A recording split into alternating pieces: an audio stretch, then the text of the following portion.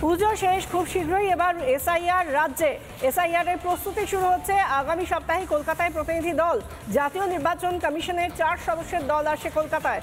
দলের নেতৃত্বে থাকবেন ডেপুটি ইলেকশন কমিশনার। 7ই অক্টোবর রাতে কলকাতায় আসবেন তারা। 8ই অক্টোবর অর্থাৎ ঠিক তার পরের দিন সব জেলা শাসক নির্বাচনী আধিকারিকদের নিয়ে বৈঠক করবেন এই 4 সদস্যের প্রতিনিধি দল। বৈঠকে থাকবেন রাজ্যের সিইও অর্থাৎ মুখ্য নির্বাচনী আধিকারিক মনোজ কুমার আগরওয়াল। পুজো শেষ, খুব শীঘ্রই বাংলায় এসআইআর এর প্রস্তুতি। আগামী সপ্তাহেই কলকাতায় প্রতিনিধি দল আসছে। জাতীয় নির্বাচন কমিশনের 4 সদস্যের একটি দল আসছে কলকাতায়, তাও 7 তারিখ। আগামী 7 তারিখ তারা রাতে কলকাতায় আসছেন এবং তার ঠিক পরের দিন 8 তারিখ সব জেলা শাসক নির্বাচনী আধিকারিকদের নিয়ে বৈঠক হবে। দলের নেতৃত্বে থাকবেন ডেপুটি ইলেকশন কমিশনার। বৈঠক করবেন এই 4 সদস্যের প্রতিনিধি দল।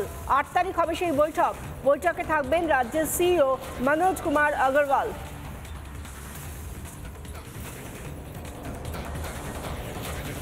দিলীপ ঘোষ কি বলেছেন এই নিয়ে বিজেপি নেতা, শুনুন। আগে থেকে প্রস্তুতি শুরু হয়ে গেছিল, কর্মচারীদের ট্রেনিং ইত্যাদি হয়ে গেছে। শুধু বুথ ভিত্তিক যে অফিসার বিএলও হবে সেটা এখনও সম্পূর্ণ খুঁজে পাওয়া যায়নি সব বুথে। এখানকার সরকার চাইছে পার্টির লোকেদের, সিভিক পুলিশকে, কন্ট্রাকচুয়ালদের দিয়ে করতে। আমরা বিভিন্ন জায়গায় প্রতিবাদ করেছি। পশ্চিমবাংলার সমস্ত মানুষকে সতর্ক থাকতে হবে, তার বুথে যে বিএলও হয়ে আসছেন সে সরকারি আর স্থায়ী কর্মী কিনা বা টিএমসির কর্মী কিনা, তাহলে সে ব্যাপারে প্রতিবাদ করতে হবে। নাহলে যে জন্য এসআইআর হচ্ছে, বিশেষভাবে সংশোধন করার জন্য নির্বাচনী যে ভোটার লিস্ট, সেটা কিন্তু সফল হবে না। আমরা জানতে পারছি যে ইতিমধ্যেই যেটা আগেই জানানো হয়েছিল যে পুজোর আবহ শেষ হবে আর তারপরই যাবতীয় এসআইআর নিয়ে বাংলায় যে প্রস্তুতি তার কাজ শুরু হয়ে যাবে। অর্থাৎ প্রস্তুতি বলতে ইতিমধ্যেই আমরা জানি যে 7 তারিখ একটি 4 সদস্যের প্রতিনিধি দল জাতীয় নির্বাচন কমিশন বঙ্গে পাঠাচ্ছে। সেখানে থাকবেন রাজ্যের মুখ্য নির্বাচনী আধিকারিকও। 8 তারিখ তারা বৈঠক করবেন। এই নিয়ে সজল ঘোষ বিজেপি নেতা কি বলছেন, শুনুন।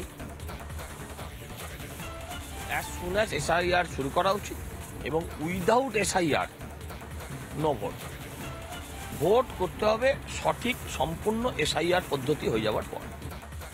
নানা ধরনের কন্টেন্ট দেখার জন্য লাইক করুন, শেয়ার করুন আমাদের ফেসবুক পেজ, সাবস্ক্রাইব করুন আমাদের ইউটিউব চ্যানেল।